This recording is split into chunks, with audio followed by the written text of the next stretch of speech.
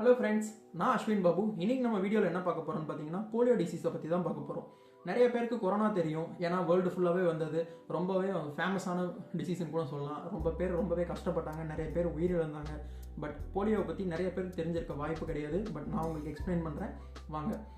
சின்ன வயசில் கேள்விப்பட்டிருக்கீங்களா, நான் போய் போலியோ சொட்டு மருந்து போடணும் அப்படின்னு சொல்லிட்டு நிறைய இடத்துல வந்திருப்பாங்க. சொட்டு மருந்து, இன்ஜெக்ஷன்ஸ், இது மாதிரி நிறைய போட்டிருப்பாங்க இல்லைங்களா, பார்த்துருப்பீங்க. இது எதுக்கு போடுறாங்க, எதனால் இது இருந்தது, இதனால் அவ்வளோ பெரிய ஒரு நோயா அப்படின்னு பார்த்தீங்கன்னா, ஆமாம், இது ரொம்பவுமே கொடூரமான ஒரு நோய். நார்மலாக ஃபீவர், காய்ச்சல், இந்த ஜுரம், தலைவலி இது மாதிரிலாம் வராது. இது எப்படி பார்த்தீங்கன்னா முடக்குவாதம்னு சொல்லுவாங்க. பேரலைசிஸ் ஆகிடும், நம்மளுடைய கை கால் விளங்காமல் போயிடும். இந்த கை இப்போ இருக்குன்னா அந்த கை நம்மளால் யூஸே பண்ண முடியாது. அது வந்துச்சு அப்படின்னா கால் சுத்தமாகவே ஒர்க் ஆகாது. இதனால் நிறைய பேருக்கு உள்ளே இருக்க ஆர்கன்ஸ்லாம் ஒர்க் ஆகாமல் பேரலைஸ் ஆகி மூச்சு திணறல் ஏற்பட்டு செத்துருக்காங்க. கொஞ்சம் நஞ்ச பேர் சாவலை, 2 லட்சம் பேருக்கு மேலே செத்துருக்காங்க. வருஷம் செத்துருக்காங்க வேர்ல்டு வைடாக. ஓகேங்களா, இப்போ இந்தியாவுக்கு வருவோம். இந்தியாவில் பார்த்தீங்கன்னா இது ஃபஸ்ட்டு யாருக்கு பாதிக்கும், இந்தியா மட்டும் இல்லை எல்லாருக்குமே யாருக்கு இது ஃபஸ்ட்டு அஃபெக்ட் பண்ணும் அப்படின்னு பார்த்தீங்கன்னா, சின்ன குழந்தைகள் 5 வயசு கீழே இருக்க குழந்தைங்கள மோஸ்ட்லி அஃபெக்ட் பண்ணும். இப்போ இந்த நோய் கிடையாது. இது ஃபர்ஸ்ட் ஆஃப் ஆல் எங்கே ஃபஸ்ட்டு இது ஐடென்டிஃபை பண்ணாங்கன்னா ஈஜிப்தில் தான் ஃபஸ்ட்டு ஐடென்டிஃபை பண்ணாங்க. அது அப்போது இது பேரலைசிஸ் ஆகி இந்த மாதிரி இறந்துருக்காங்க. பட் ஆனால் அது போலியோன்னு தெரியாமல் நார்மலாக வேறு ஏதோ ஒரு நோய் அப்படின்னு நினச்சிருக்காங்க. லேட்டர் ஆன் பீரியட் தான் அது கண்டுபிடிச்சிருக்காங்க. ஓகேங்களா, இது எதனால் வருது, இந்த போலியோன்ற பிரச்சனை, இந்த டிசீஸ் எதனால் வந்திருக்கு, இத்தனை நாள் எப்படி வந்திருக்கு அப்படின்னு பார்த்தீங்கன்னா, அன்ஹைஜீனிக் ஃபுட்ஸு. ஓகேங்களா, இது மோஸ்ட்லி எதனால் பரவுனா, ஸ்டூல் இருக்கு இல்லைங்களா, மனித கழிவுகள் ப்ராப்பராக டிஸ்போஸ் பண்ணாமல், அந்த காலத்தில் பார்த்தீங்கன்னா நிறையா ரெஸ்ட் ரூம்ஸ் இருக்காது, நிறைய இடத்துல டாய்லெட் ப்ராப்பராக இருக்காது. பப்ளிக் டாய்லெட்டில் இப்போது ஒரு போலியோ இருக்க ஒரு பர்சன் ரெஸ்ட் ரூம் போயிட்டு வந்தாங்க, அவங்க ப்ராப்பராக வாஷ் பண்ணிவிட்டு ப்ராப்பராக க்ளீன் பண்ணாமல் வந்திருக்காங்க அப்படின்னா அதுக்கப்புறம் போகிறவங்களுக்கு ஈஸியாக அது பரவும். இது பரவக்கூடிய நோய் பார்த்தீங்கன்னா, இது நார்மலாக காற்றுல பரவக்கூடிய நோய். இது பார்த்தீங்கன்னா, அதுவும் இல்லாமல் நம்ம யூஸ் பண்ணுற வாட்டர்ஸ், தண்ணி வழியாக பரவும். ஹைஜீன் இல்லாத தண்ணியை குடித்தோம்னா பரவும். இன்னொருத்தங்க சாப்பிட்ட ஃபுட்டை நம்ம திரும்பி போய் சாப்பிட்டோம்னா பழகும். இப்போ ஒரு தாயோ தந்தையோ அப்பா அம்மா யாராவது இருக்காங்க, அவங்களுக்கு அந்த போலியோ இருக்குது, அவங்க சாப்பிட்ட ஃபுட்டை தன்னுடைய பசங்களுக்கு ஊட்டி விடுறாங்க, அவங்க மூலியமாக பரவும், எச்சில் மூலியமாக பரவும். ஸோ காற்றுல பரவாது, இந்த மாதிரி விஷயத்தில் ஒரு டச்சிங் இதில் பரவும். ஓகேங்களா, அந்த மாதிரியான ஒரு நோய் இது நிறையா பரவி இருக்கு, வேர்ல்டு ஃபுல்லாகவே பரவி இருக்கு. இந்தியா தான் இருக்கிறதுலே ரொம்ப அதிகமான கேசஸ் வாங்கினது. சின்ன குழந்தைங்க எல்லாருமே இறக்க ஆரம்பித்தாங்க. இது இண்டிபெண்டன்ஸ் அப்புறம் ரொம்பவே அதிகமாச்சு. ஏன்னா சுத்தமாக எங்கேயுமே ஹைஜீன் இல்லை. எங்கே பார்த்தாலும் வாட்டர் கண்டாமினேட் ஆகியிருக்கு.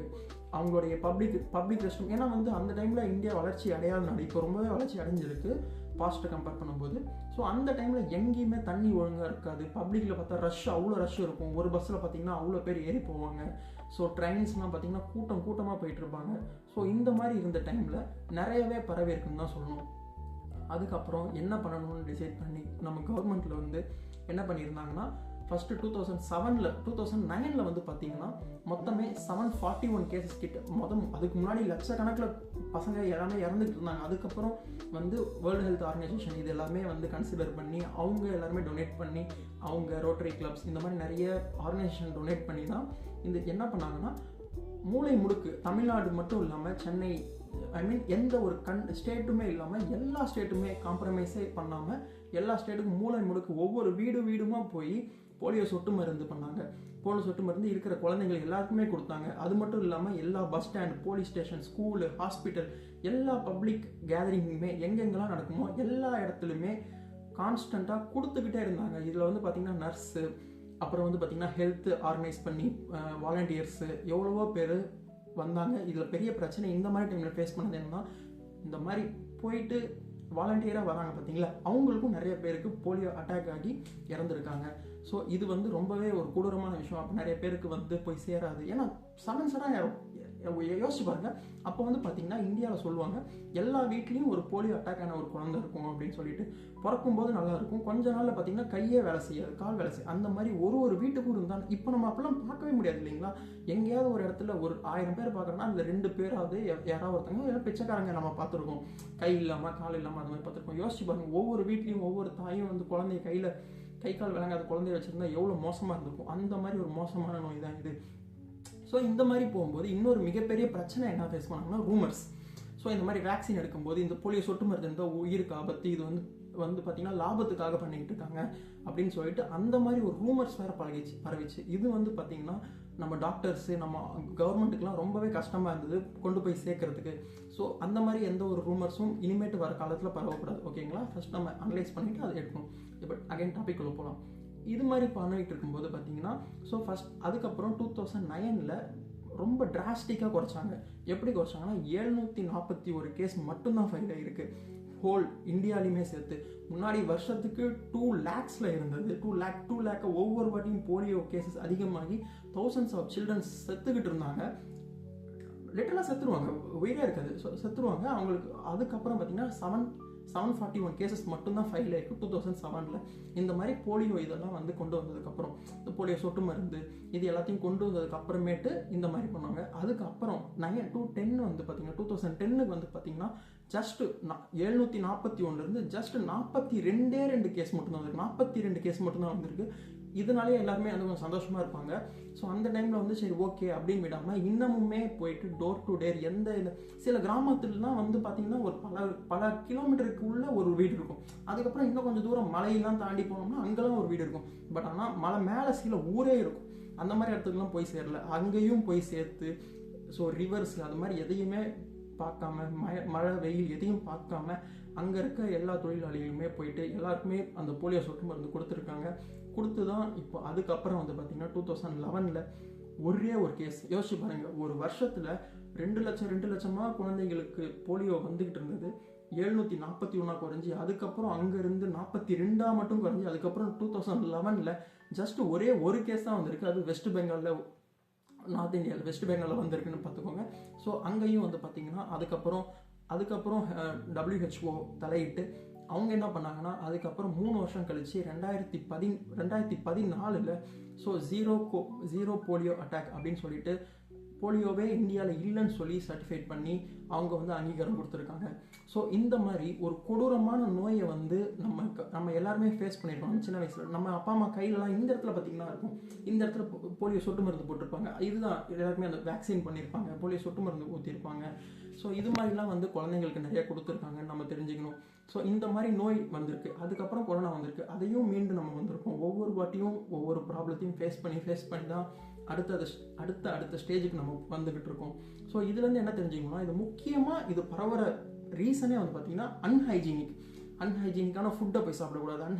அதுக்கப்புறமா இன்னமுமே டில் டேட் இப்போ வரைக்குமே எல்லா இந்த இது இருக்கும் இல்லைங்களா, சாக்கடைன்னு சொல்லுவாங்க இல்லைங்களா, அந்த சாக்கடையில் கூட இப்போ வரைக்குமே அது வந்து போலியோ இருக்கும். அதையும் டெஸ்ட் எடுத்துகிட்டு தான் இருக்காங்க. இந்தியா முதற்கொண்டு ரேண்டமாக பிரித்து ஒவ்வொரு கிராமத்துலையுமே சரி, பெரிய பெரிய நகரங்கள்லையும் சரி, அங்கேயும் போய் எடுத்துக்கிட்டு தான் இருக்காங்க. பட் ஸ்டில் இப்போ வரைக்கும் எந்த ஒரு கேஸுமே வரவே இல்லை.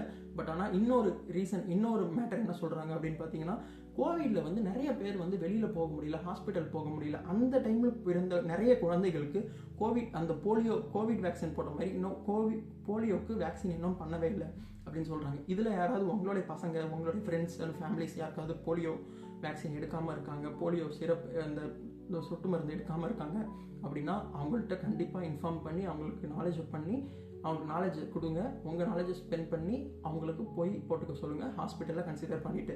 ஓகேங்களா? இது கவர்மெண்ட் ஹாஸ்பிட்டல்லே எல்லாமே கிடைக்கும். ஃபுல் அண்ட் ஃபுல் ஃப்ரீ மட்டும்தான், போயிட்டு சார்ஜ் பண்ணணும் அப்படின்னு கிடையாது. இன்னொரு மேட்டர் வந்து பார்த்தீங்கன்னா, இன்னமுமே வேர்ல்டில் எங்கேயுமே கோவிட் இந்த மாதிரி போலியோவே இல்லை. பட் ஆனால் அதுக்கு 2 கண்ட்ரி விதிவிலக்கே இல்லை. அது யாருன்னு பார்த்தீங்கன்னா பாகிஸ்தான் அண்ட் பங்களாதேஷ். பங்களாதேஷில் பாகிஸ்தான் அண்ட் ஆப்கானிஸ்தான் இந்த 2 கண்ட்ரிலுமே இன்னமுமே போலியோ கேஸ் ரெஜிஸ்டர் ஆகிட்டே இருக்குது. இன்னமுமே இது என்ன ஒரு பிரச்சனைனா, இது ரெண்டுமே இந்தியாவுக்கு ரொம்ப நெருக்கமாக இருக்குது. ஸோ இது வந்து மக்கள் மூலிமா பரவும். ஒரு இடத்துல இருந்து இன்னொரு இடத்துக்கு வந்தாங்கன்னா அங்கேருந்தும் பரவுறதுக்கு ரொம்பவே வாய்ப்பு இருக்குது. இப்போ ஆப்கானிஸ்தான்லாம் பார்த்தீங்கன்னா சில நாட்கள் முன்னாடி போலியோ வேக்சின் எடுக்கிறவங்கள சுட்டுக்கிட்டு இருந்தாங்க. ஸோ இது வந்து அவங்களுடைய இதுக்கு எதிரானது.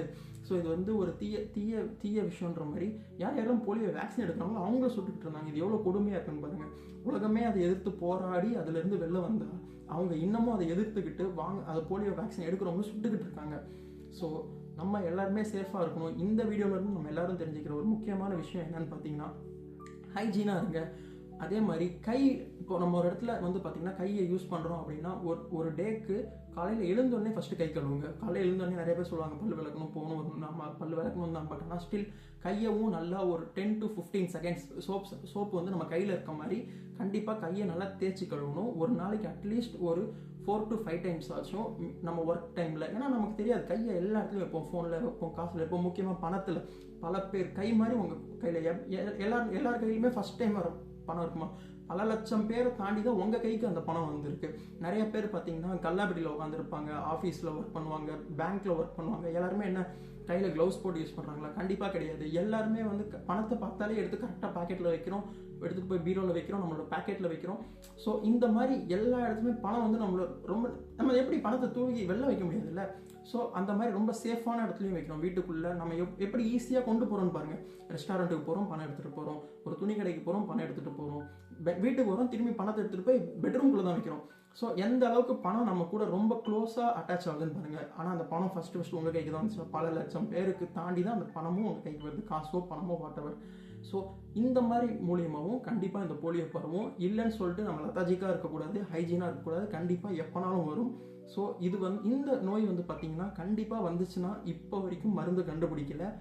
வந்தால் சரியாகிறதுக்கு ஆனால் மருந்து இருக்குது. வராமல் இருக்க தடுக்க மட்டும்தான் மருந்து இருக்குது. வரத்துக்கு முன்னாடி அந்த வேக்சினோ போலியோ சொட்டு மருந்தோ போட்டால் மட்டும்தான் வராது. வந்துடுச்சு அப்படின்னா இப்போ வரைக்கும் அது கண்டுபிடிக்கல. ஸோ அதனால் பி சேஃப். இன்னொரு வீடியோவில் நல்ல கண்டென்ட்டோட பார்ப்போம். தேங்க்யூ, பாய்.